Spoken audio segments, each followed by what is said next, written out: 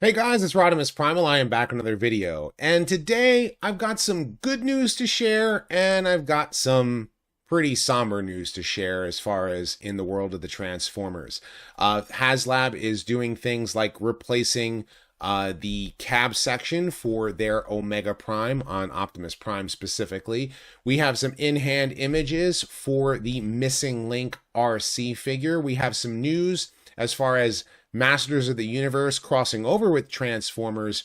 And unfortunately, we also say goodbye to some very important one very important person in the world of the Transformers and someone else as part of the fan community. So of course, I've got a lot to talk about, so sit back, relax, make sure you're subscribed to the channel, and let's transform and roll out.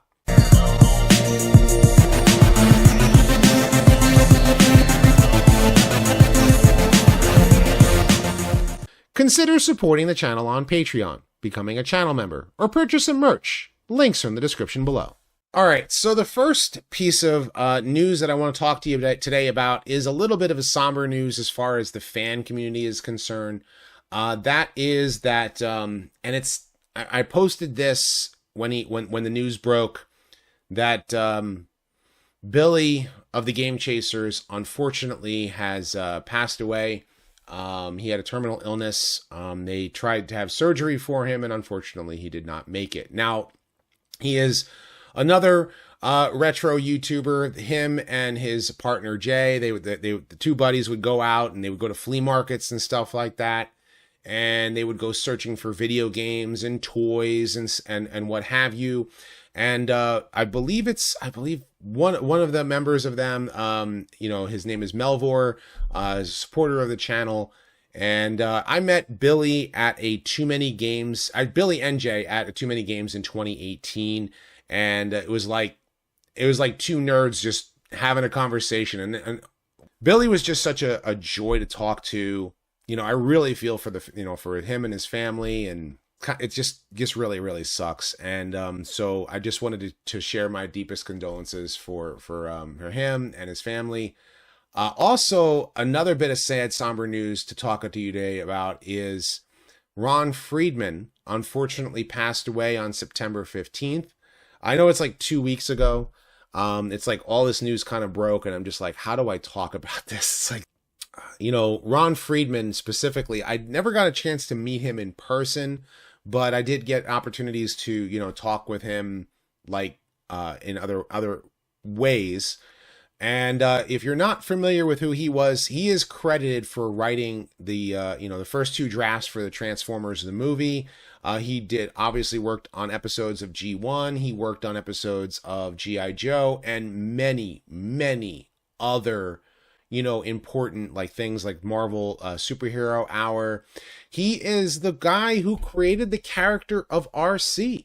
The character of RC was quite literally created with the purpose of that his daughter was a Transformers fan and he wanted to have a female involved in the series. So they added the character of RC, and that paved the way for Elita 1 and Chromia and every other female Transformer that exists in the franchise today is because of that. But he also, was one who made all of the language that, son of a retro rat and things like that. That was like his touch on the Transformers franchise. Like those are the kind of things that, he would do to spice up what made like some of the things that they would say in Transformers like so memorable.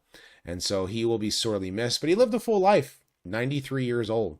And just, really sad news. It's kind of interesting that his creation, a character who should have gotten a toy back in 1986, really felt missing that she never got a toy originally back in G1.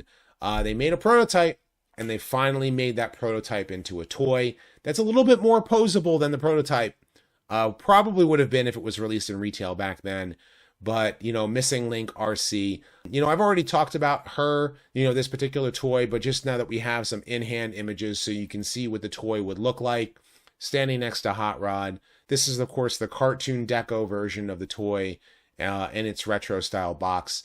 And just so we can see what the toy would look like. And I'm sure Ron Friedman himself would probably be very pleased if he knew that they finally made a toy based upon the original version of what the character was going to look like and to what the finished product of the character was in the movie. So, hats off to you, Ron.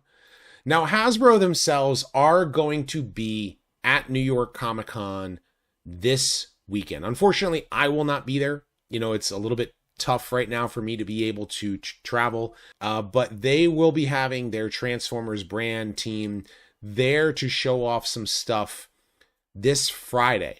And once all of that news breaks, I'll break it down into a news video and talk about all of that stuff. I'm sure they'll have their reveals and they'll talk about what they're, but of course I know you guys, usually like to tune in and hear my thoughts on it. So I will absolutely do so once all that stuff is revealed. But also, I never expected them to do this, is to make another figure of Wheelie, brand new mold. And it's based upon the original toy. So it has his orange face instead of the gray face that he had in the cartoon. But the vehicle, it's pretty much based upon his original toy. And not only that, we are also getting Outback.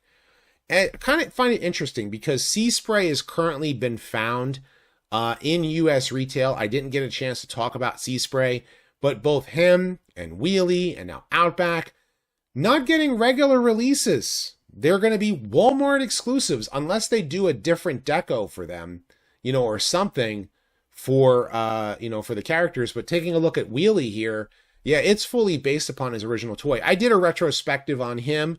I'm going to have to do one on Outback. And Outback was originally in G1 a retool of Brawn. And so here he is as a retool of Brawn. The only thing is I wish he had like the shoulders, like the shoulder doors that the original toy had, but he doesn't have that. And the head itself is done in a way so it replicates the original toy so that his head it kind of looks pretty neat. I'm not going to lie. I like the way that this particular toy looks. So it's definitely something I'm going to get my hands on for sure. And I would definitely want to get Outback and Sea Spray. But Wheelie, I would rather see a Studio Series 86 version. I know that the core class figure is fine, but I think I really like this, the mold a little bit more for the deluxe scale version. Also, Soundwave is getting a re-release of his Masterpiece toy for the MPG line. They're going for a more cartoon accurate deco. There are no other images shown of this specifically, but it's Soundwave and Laserbeak done, in a shiny but cartoon accurate version of colors for the character. And I think it's kind of neat if you're definitely a Masterpiece collector. Personally speaking, I really want that Studio Series 86 figure. HasLab has finally sent out the replacements for Omega Prime. Basically, what had happened is that the figure had a part that was not sanded properly, and it caused breakage of the figure. And fans had figured out the fix, and so Hasbro had a new lineup done of that particular cab section of the toy, sent to fans who had, anyone who had gotten the HasLab Omega Prime is going to be able to get a new cab and get it replaced with the new part. So hopefully this remedies the issue. And doesn't cause the problems that it had before. And as I said, Sea Spray has been found at US retail, so if you are hunting for him at Walmart, go for it, because I don't know if Hasbro intends to do Sea Spray in a little bit more cartoon accurate deco, which really all they would have to do is just color his faceplate, and that's pretty much it. And that's just, if you end up getting this particular figure and if you want that cartoon deco, I'm sure Toy Hacks will end up making a label, which would probably be cheaper than buying two molds of this, two copies of this toy.